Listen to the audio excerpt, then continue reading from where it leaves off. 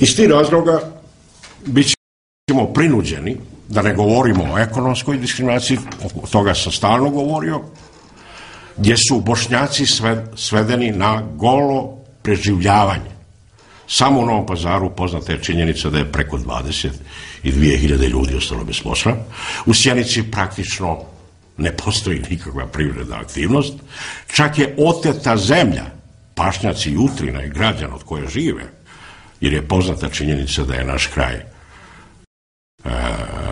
poljoprivredni, da je jednostavno žive od poljoprivrede, stočarstva i tako dalje, da je zemlja predata četničkoj dijaspori iz Kanade. Ziratna zemlja koja je uzeta po osnovu viška 50. godina u Sjenici još uvijek nije vraćena. Iako po sadašnjim zakonima je obaveza da se vrati. To još uvijek nije učinjeno. Da ne govorim o drugim stvarima, u obrazovanju, u kulturi. Sjenica je jedini opštinski centar, ja verujem, ne samo u Srbiji, nego šire na prostoru Balkana i tako dalje, koja još uvijek nema dom kulture.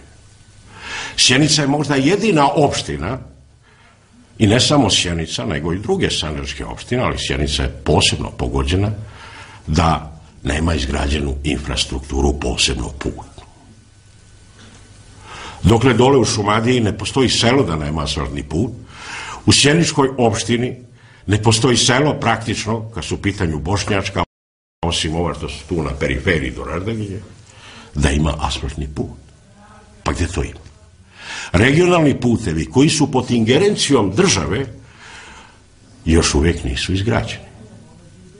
Magistralni put Novi Pazar, Sjenica, Prijepolje 60 godina se gradi, još uvijek nije napravljen.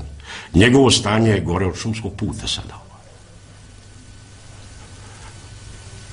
Da li smo mi normalni ljudi? Da li mi možemo prihvatiti ovo?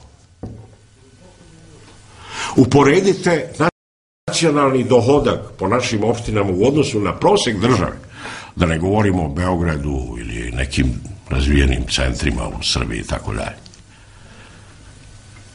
I opet ljudi ništa, kao da se ništa ne dešava. Ovo govorim možda malo više iz protesta, jer ja ovo stalno pričam. Ali sada kad se želi zaista utrijeti ime Sandžaka i raspačati i životni prostor na kojem žive Bošnjaci, što je anticivilizacijski, treba razdrobiti i etničku grupu, jednostavno. Zato, kažem, naš predlog je, a to ne može braniti niko. I ja sam, s druge strane, istovremeno i optimist. Jer će bošnjački narod veoma brzo dobiti svoju inteligenciju. Dobit će svoju intelektualnu elitu. I neće moći se manipulirati sa Bošnjacima kao nekim domorodcima, aboriđinima u Australiji i tako dalje i tako dalje. Ono što želimo isto uraditi, ako naravno se ovo nastavi, da ćemo pokrenuti postupak, sudski postupak kod Međunarodnog suda za upravo diskriminaciju, obrazovnu, kulturnu asimilaciju, za uništavanje bošnjačkog bića, rasparčavanje i grupe kao naroda i prostora na kojem bošnjački narod živi. Također ćemo se obratiti i Islamskoj konferenciji i naravno nekim evropskim institucijama, prije svega Evropskoj uniji, da stane u zaštitu permanentnog i neprekidnog uništavanja ovog naroda i rasparčavanja ovog prostora koji se zove Sandžak. Ne mogu da shvatim, uopšte mi nije jasno, kao čovjeku, da može neko za sebe tražiti sve, a to isto osporavati drugome. Kako je moguće, kako je formirana Republika Srpska? To je više od konfederacije. ona funkcioniše sad kao samostalna država. Ali kad to uopšte nije postojalo kroz istoriju, i to je urađeno genocidom, etničkim čišćenjem, ubijanjem, klanjem, silovanjem, rušenjem, pljačkanjem. I ovaj licemerni svijet kaže da Srbija nije kriva, kriva je samo što nije spriječila.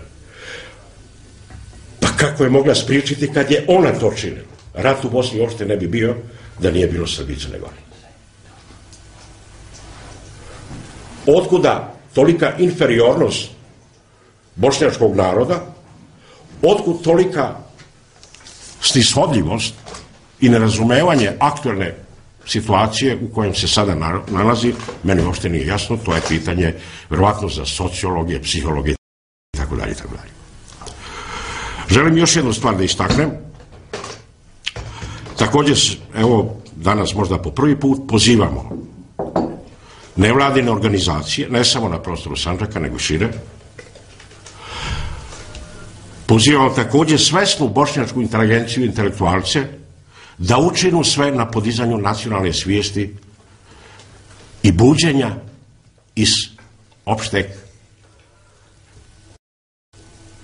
kako bi rekao, nokauta, da se probude jedan put iz nokauta. Jer ovo sigurno ne vodi ničemu.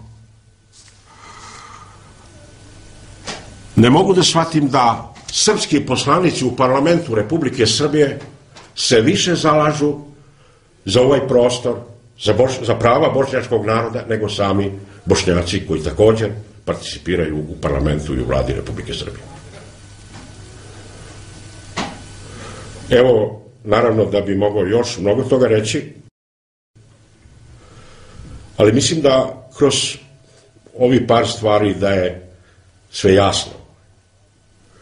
Ovo kad kažem da ćemo se obratiti i pokrenuti sudski postupak kod Međunarodnog suda u Strasburu, jer ovdje se ne radi o klasičnom kršenju ljudskih prava. Ovdje se radi o uništenju jednog naroda. Pa srpski intelektualci, prije svega, evo reći Sonja Biserko kaže da se nad Bošnjacima u Sandžaku vrši asimilacija. Dokle naši predstavnici kažu da se ne vrši i da su zadovoljni zbog toga. Ja sam imao priliku da razgovaram sa nekim evropskim diplomatima u Crnoj Gori, to nije bilo tako davno, ali i prije toga, ako se sećate one rezolucije koju je donijela Parlamentarna skupština Saveta Evrope o teškom položaju Mađara u Vojvodini. I na moje pitanje zašto nisu uvrstili i Bošnjake u Sandžaku, jer dobro znaju da je položaj Bošnjaka u Sandžaku daleko teži nego položaj Mađara u Vojvodini. Čovjek se nasmijao i rekao, ne date vi. Kako ne dam? Kaže, ne ti lično, ti nemaš legitimitet, bar za sada. Ali ne da Ugljanin, ne da Ljajić. Oni kažu da vam je dobro, ušli su u sisteme vlasti, u institucijama sistema vlasti, hvale državu, kaže da je dobro. Kako možemo mi da vam napišemo da vam nije dobro kad vi kažete dobro? I naravno, ja nisam imao više pitanja. Ali me čudi dokle ovaj mazohizam bošnjački.